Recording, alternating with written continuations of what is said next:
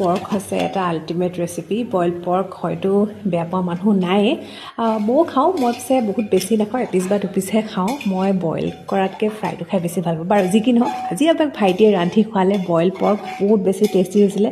আৰু গোন্ধটো যে কেনেকুৱা ধুনীয়া হৈছিলে কৈছোনে প্ৰথমতে মাংসখিনি আনি ভালদৰে ধুই ল'লে তাৰপিছত 2 মিনিটৰ কাৰণে কেৰাহীতে বইল কৰি সেই পানীটো পেলাই দিলে পেলাই মাংসখিনি আকৌ এবাৰ ভালদৰে ধুলেহি ধোৱাৰ পিছত প্ৰেছাৰ কুকাৰত মাংস দিলে পিঁয়াজ দিলে আদা নহৰু পেষ্ট দিলে কেঁচা জলকীয়া দিলে আৰু ইয়াত হালধিৰ ব্যৱহাৰ নাই কৰা নিমখ দিলে দি সেইখিনি অলপ ভালদৰে ভাজিলে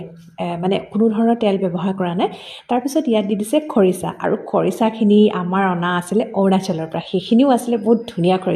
খৰিচাখিনিও মানে চেণ্টটো আৰু ধুনীয়া কৰি দিছে তাৰপিছত এইখিনি ভাজিলে ভাজাৰ পিছত লাহে লাহে মাংসই পানী আৰু তেল এৰিব ধৰিছে আৰু তেতিয়া ইয়াত দি দিছে সি নৰসিংহ পাত তাৰপিছত এইখিনি 2 মিনিটমানৰ কাৰণে ভাজি পিনে 3টা চিটি লগাই দিলে আৰু তাৰপিছত বহুত ধুনীয়া গোন্ধৰে মলমলাই থকা পৰ্ক কাৰীৰে আমি খালোঁ আজি দুপৰীয়া ভাত